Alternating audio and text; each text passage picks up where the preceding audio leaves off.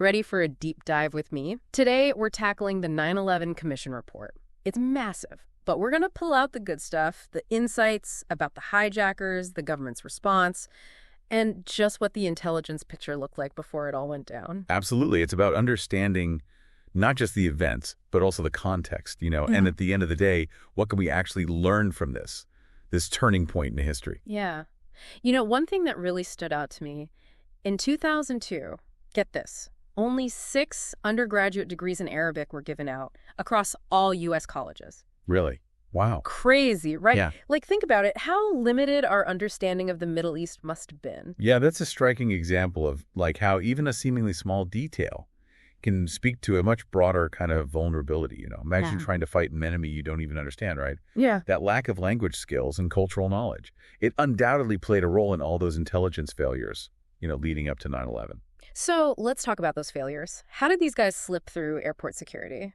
Well, reconstructing their movements it's been like, putting together a puzzle with some pieces missing.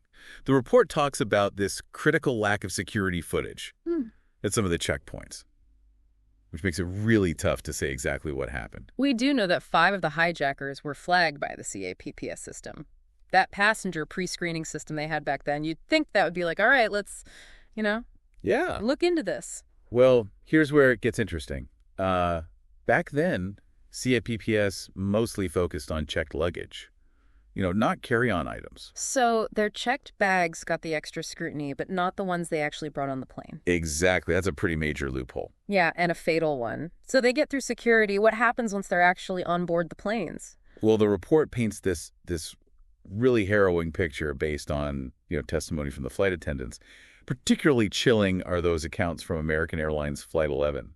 They describe being stabbed by the hijackers, probably to get into the cockpit. Oh, gosh. Those first few minutes must have been pure terror. Oh, absolutely. And then there's United Flight 93. The cockpit voice recorder actually captured the sounds of passengers fighting back against those hijackers. Just incredible bravery. It's a stark reminder of the human cost of that day. Yeah, just a powerful reminder that even when faced with unimaginable terror, people find a way to resist. Let's switch gears now to the government's response. I mean, can you imagine? Everything must have been complete and utter chaos. Yeah, the report reveals just a frantic scramble to figure out what was going on. There was miscommunication, conflicting information. Like with American Airlines Flight 77, they thought American 11 was still in the air, which sent those fighter jets in the wrong direction. Exactly. Crucial information that didn't reach the right people. And then you have the White House. The president's being evacuated. Top officials are struggling to get on the same page. And there's all this confusion about potential threats to Washington, D.C. So this mix of urgency and just complete uncertainty with incredibly high stakes. It really highlights the immense pressure that everyone was under. They were making life or death decisions with incomplete information. Right. Let's shift focus to the man behind it all, Osama bin Laden. To understand why 9/11 happened, you have to understand his motivations. Right. Bin Laden's worldview was shaped by, I guess you could call it, a radical interpretation of Islam, one that really demonized the U.S. and cast it as the enemy. So the report dives into his justifications for targeting the U.S. What were those key things that fueled his hatred? A big one that resonated with many in the Muslim world was the U.S. military presence in Saudi Arabia, the land of Islam's holiest sites. Bin Laden saw this as an insult, a desecration. So symbolic act, but with huge ideological consequences for people who shared his views. Precisely. And, it's important to remember, his message didn't just appear out of thin air. There was already anti-American sentiment, fueled by, decades of really complex geopolitical issues. The report also mentions this kind of competition between, secular regimes and Islamist movements in the Middle East. Yeah, those secular regimes often tried to appease these movements, like giving them control over things like social services or education, thinking it would kind of keep them in check. But that often backfired. It actually led to more radicalization. So unintentional consequences. The report uses Egypt as a prime example. Yeah, Egypt tried to appease the Islamists, giving them more influence over education, but it actually just emboldened them, and ultimately it just led to more instability. Okay, so we've got this web of grievances and motivations that helped bin Laden gain traction. Tell me about his relationship with Sudan. He actually had a base there for a while, using it for his operations. But the international pressure got to Sudan, and they ended up expelling him. pushing him further into the shadows. And that's where Pakistan enters the picture. Right. They essentially gave him a safe haven in Afghanistan. Yes, Pakistan's support was crucial for bin Laden to regroup and rebuild. This is really where the seeds of the 9/11 plot were sown. It's amazing how these seemingly separate threads, Sudan, Pakistan, Afghanistan, all came together to create the conditions for al-Qaeda to thrive. Yeah, it really is a sobering reminder of just how global this threat was and how challenging it was to contain. So, with bin Laden operating out of Afghanistan, what did the intelligence picture look like in those years leading up to 9/11? Yeah, were there any signs? I mean, hindsight is 20/20, but did we have any idea what was coming? Well, this is where the report gets really tough, to read. It exposes all these internal challenges, bureaucratic roadblocks, and, missed opportunities to actually disrupt the plot. Let's start with the FBI. I mean, they declared national security a top priority, yet the report finds that they were actually struggling. They had problems with allocating resources, not enough strategic analysis.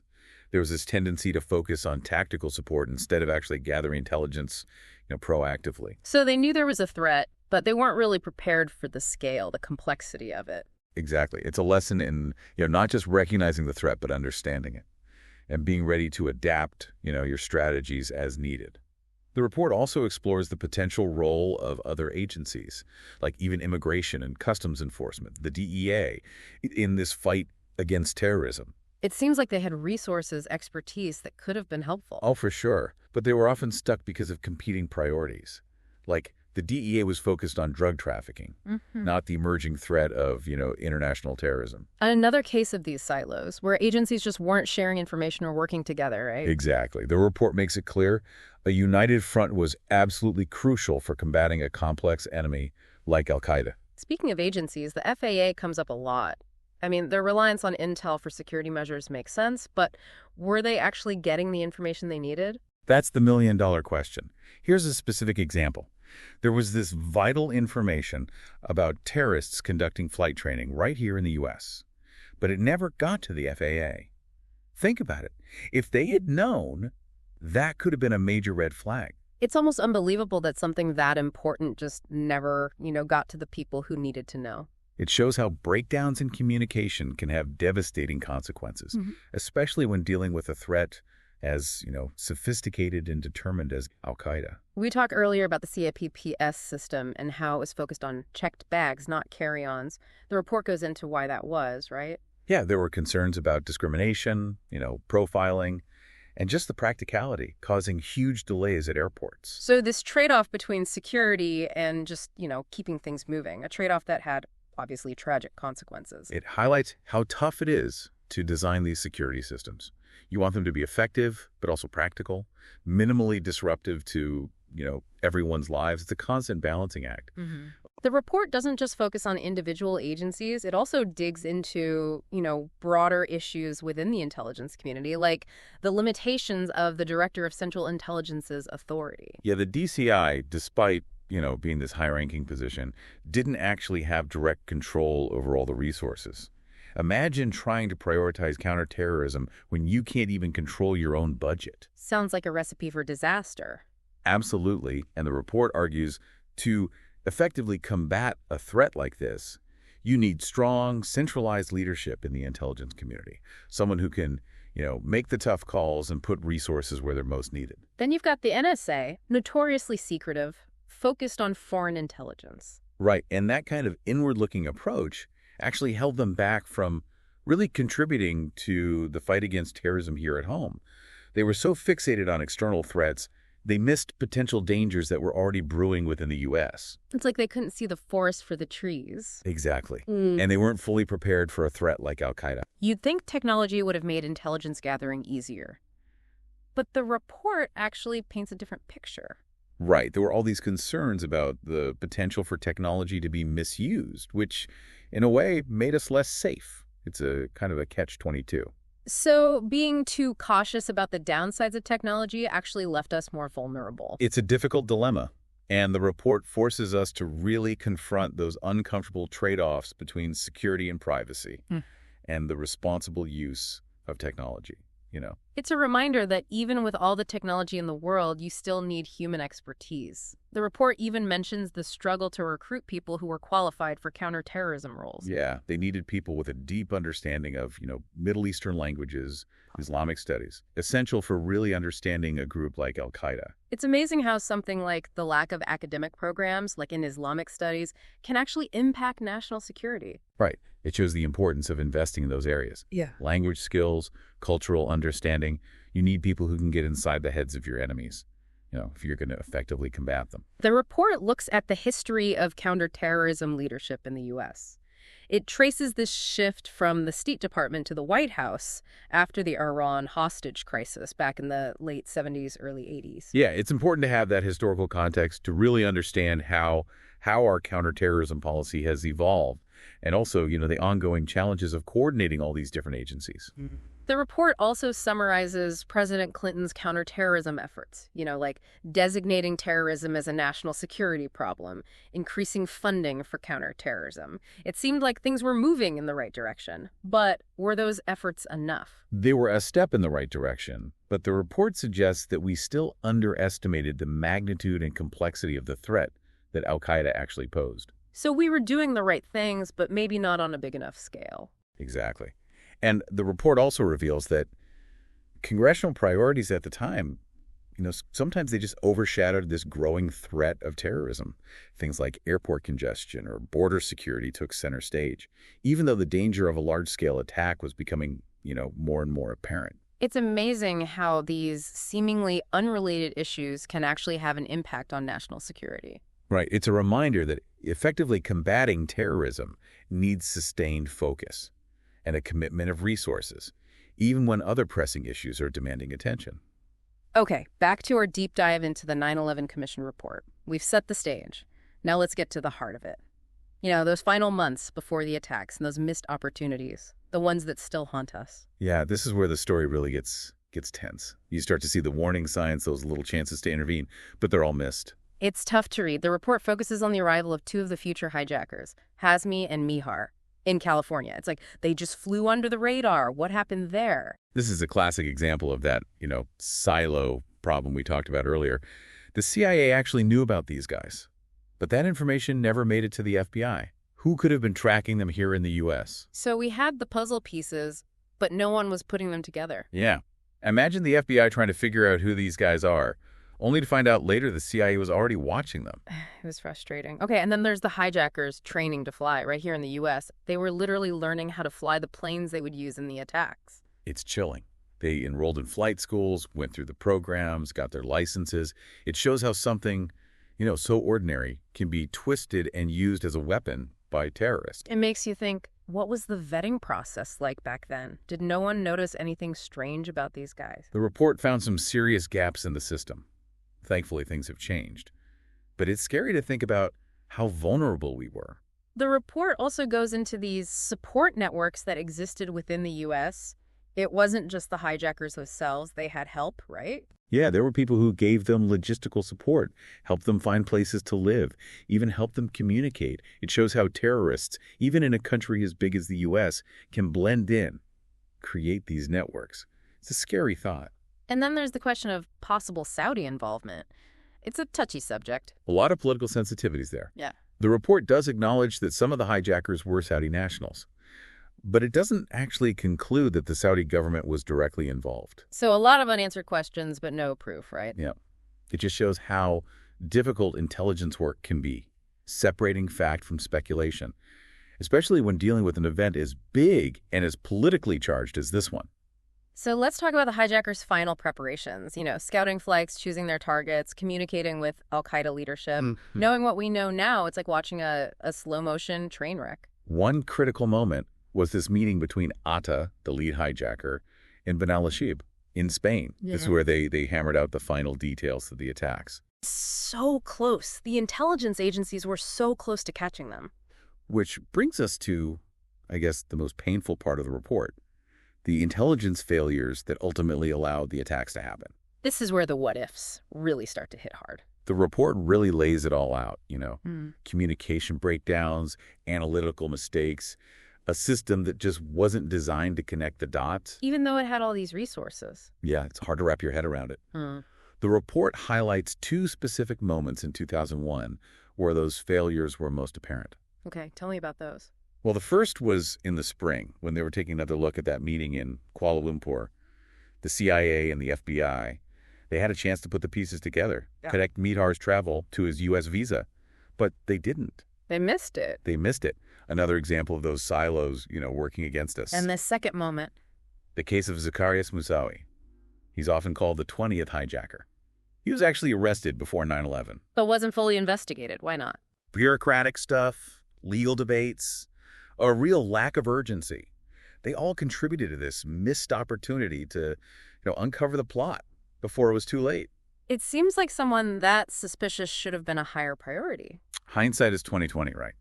This case really shows just how hard it can be to balance security and civil liberties. A constant struggle for democracies, especially in times of crisis. Yeah. So all these mistakes, misconnections, they let the hijackers slip through and carry out their plan. It's a stark reminder that even the most powerful country in the world can be vulnerable, and that human error, a lack of imagination, can undermine even the most sophisticated systems. Okay, so the attacks happened, the world changed in an instant. What happens next? How did the U.S. respond? Well, the report really captures that sense of just shock, the grief, the disbelief. It also highlights how the Bush administration immediately focused on al-Qaeda and the Taliban. Those first decisions shaped everything that came after. There was a lot of debate within the administration about how broad the response should be. Some wanted a full-on war on terror, targeting any country that supported terrorism. Others wanted to focus on just dismantling al-Qaeda and getting rid of the Taliban in Afghanistan. Tough decisions to make in the middle of all that. Extremely difficult. Yeah. Ultimately, the decision was made to invade Afghanistan, which is what kicked off Operation Enduring Freedom. That was a big shift for the U.S., a more aggressive approach to counterterrorism. It showed a determination to dismantle al-Qaeda, take away their safe havens, and stop future attacks. So a move from reacting to threats to actually going after them? That's right. But it also raises questions about the long-term effects of that shift, questions that are still being debated. The report doesn't just focus on the immediate aftermath, though. It really forces us to think about the bigger impact of 9/11. It challenges us to rethink how we approach threats in a world that's increasingly complex and interconnected. Well, for one, it highlights the limits of traditional intelligence gathering, especially when you're dealing with, a non-state actor like al-Qaeda. We were so used to focusing on nation-states, on armies. Al-Qaeda was something totally different. Decentralized, global. A whole new kind of enemy. Exactly. Yeah. And the report talks about something called strategic surprise. It's the idea that 9/11 was a failure of imagination. We just couldn't grasp that something like that could actually happen. So it's not just about collecting information, it's about understanding it, right? Making the connections and anticipating what might be coming next. That's it. And the report argues that this requires a fundamental change in how we think about intelligence, moving away from those silos and towards something more holistic, more collaborative. You mean sharing information better? Right. The report calls it a systemic failure, not just individual mistakes. It points to problems within the system itself. Structural problems. Yeah, things that got in the way of sharing information and seeing the big picture, like that infamous wall between intelligence agencies and law enforcement. They couldn't talk to each other. It was hard, and it prevented them from sharing critical information. Unbelievable. The report makes a strong argument for breaking down those barriers, a more integrated approach to fighting terrorism. It makes sense. The report is also pretty critical of the policies and laws in place at the time. They weren't really equipped to deal with a threat like al-Qaeda. They were designed for a different time, when terrorism was mostly coming from states, not these shadowy groups. So we had to change, adapt. Absolutely. We needed new laws, new policies, a completely new approach to match this evolving threat. And the report calls for a more comprehensive strategy, one that goes beyond just intelligence and law enforcement.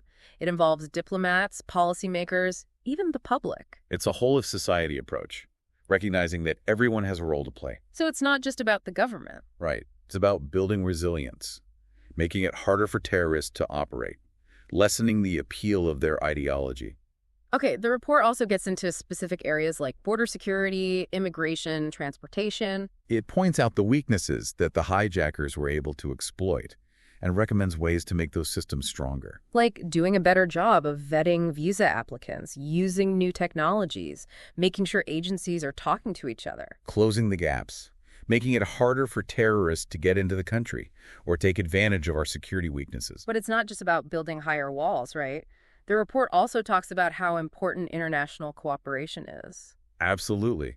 Terrorism is a global problem, and it needs a global solution. The U.S. can't do it alone. We need to be working with other countries, sharing intelligence, coordinating our efforts. It's about building a united front. Okay, so far we've mostly talked about policy, the government response, but we can't forget about the human cost of 9/11. Right, those thousands of lives lost, the families torn apart, the scars that remain. The report does a good job of balancing the policy analysis with the human stories. There are personal accounts from people who lived through it. Those stories are powerful. They remind us of the courage, the compassion that we saw in the face of such tragedy. Like the first responders who ran into those burning buildings, the people who helped each other escape. It's incredible. It reminds us that even in the darkest times, the human spirit can shine. Okay, so we've covered a lot of ground, from intelligence failures to the immediate aftermath and the broader impact of 9/11. What are the key takeaways? What do we really need to remember? The report makes it clear. Terrorism is real, it's complex, and it's always changing. There's no easy solution. We have to be adaptable. Always adapting, changing our strategies, our policies, even our laws to stay ahead. Always thinking about what's next. Exactly. Understanding how our adversaries think, what motivates them, their tactics. The report also emphasizes how important international cooperation is, public awareness, and staying true to our values, even when faced with this kind of threat. It reminds us that fighting terrorism isn't just about security, it's about who we are as a society. It calls for vigilance, informed citizens, and working together to protect ourselves and what we stand for. The 9/11 Commission report is not an easy read, but it's essential for anyone who wants to truly understand this event and how it changed us. It's a call to action, a challenge to learn from what went wrong and build a better, safer world. Okay, so we're getting to the final part of our deep dive. What are your thoughts so far? What's standing out to you? We've gone through a lot of information, but this is just the beginning of your journey of understanding. What questions do you have? What else would you like to know about this? We'll be back in a moment to talk about the report's recommendations. The 9/11 Commission didn't just analyze what happened, it gave us a roadmap for preventing something like this from ever happening again. We're back for the final part of our deep dive, the 9/11 Commission report. We've talked about what happened, the failures, the impact. Now, let's look ahead. Yeah, this is where the report shifts gears a bit from analysis to, what do we do about it? It offers this blueprint for a more secure future. It's not about dwelling on the past, right? It's about learning and taking action to prevent another tragedy. Exactly. And it starts with recognizing that things need to change fundamentally. One of the biggest recommendations is creating a National Counterterrorism Center, the NCTC. Imagine a central command for all things counterterrorism. Yeah. FBI, CIA, NSA, everyone working together. No more silos, no more information getting lost. Right. A truly integrated approach. Everyone's on the same page. Information's flowing. But the NCTC isn't just about coordination, right? No, it's also about analysis. Yeah. Constantly assessing the threat, connecting the dots, trying to anticipate what's coming next. A proactive approach. You need a team, a dedicated team with the expertise and the resources to make sense of all that intelligence data, to see the patterns that others might miss. The report also calls for a pretty big overhaul of the FBI, especially their intel capabilities. Remember how we talked about the FBI's culture? Yeah, very focused on law enforcement. They needed to shift towards more proactive intelligence work, training agents to think more like, intelligence officers. So not just reacting to crimes, but actually preventing them. Exactly. A whole different mindset. The report also gets into congressional oversight, saying Congress needs to be more involved in, shaping and monitoring counterterrorism efforts. Before 9/11, it seemed like congressional committees often lacked the knowledge or resources to really oversee the intelligence community. Right, and their attention was sometimes pulled in other directions, issues that seemed more pressing at the time, even though the threat of terrorism was clearly growing.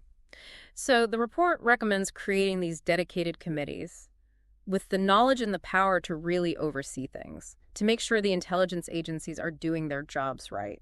It's about accountability and transparency, making sure Congress has the information they need while still protecting sensitive intelligence. The report doesn't shy away from tough issues either.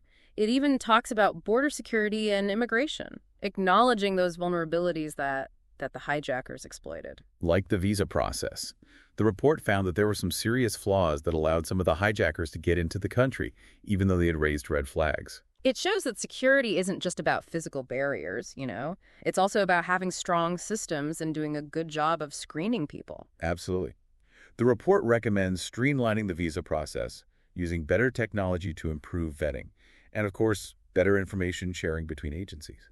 So, closing those gaps. Making it much harder for terrorists to use our immigration system to their advantage. It's also about recognizing that border security goes beyond walls and fences. You have to use intelligence, identify those high-risk individuals, and stop them from ever getting into the country. Another big theme in the report is international cooperation. Terrorism is a global threat. Definitely. It needs a global response. We can't do this alone. Working with our allies, sharing intelligence, coordinating operations, disrupting those networks, it's all critical. It really takes a united front. Recognizing that this is something that affects us all. The report also says we need to address the root causes of terrorism, the things that can actually lead people to extremism in the first place. You mean like poverty, lack of opportunity? Those sorts of things. Political instability. If we can address those, we can make it less appealing for people to join these groups. It's a long-term strategy, but it makes sense. It's essential if you want to solve the problem, not just manage it. One of the toughest parts of all this is finding that balance between security and our civil liberties. Absolutely. It's something democracies have always struggled with, especially in times of crisis. We want to be safe, but not at the cost of our freedoms. Exactly. And the report acknowledges this. It calls for, finding that balance where we can protect ourselves without compromising our values. It's about being smart with security, making sure the measures we take are effective and proportionate, not overly intrusive. And transparency is key. The public needs to know what threats we're facing, what's being done about it, and, what the trade-offs might be. That's what sets us apart from the terrorists, right? We uphold the rule of law even when things are tough. So the 9/11 Commission report, it's more than just a history lesson. It's a call to action. It's a challenge to learn from the past and create a better future, a safer one. It shows us that we can make a difference by understanding the threat, working together, strengthening our systems. Absolutely. And, it's a reminder that the spirit of unity and resilience that we saw after 9/11, that's what makes us strong. We encourage everyone listening to check out the full report, dive deeper into those parts that really interest you, and just keep learning from this. These lessons are for all of us. We all have a role to play in creating a safer and more peaceful world. The 9/11 Commission report isn't just about the past. It's about building a future where tragedies like this are less likely to happen. Thanks for joining us for this deep dive. We hope this has given you a better understanding of this complex issue and maybe inspired you to learn more. It's been a pleasure. Until next time, keep learning, keep questioning, and keep diving deep.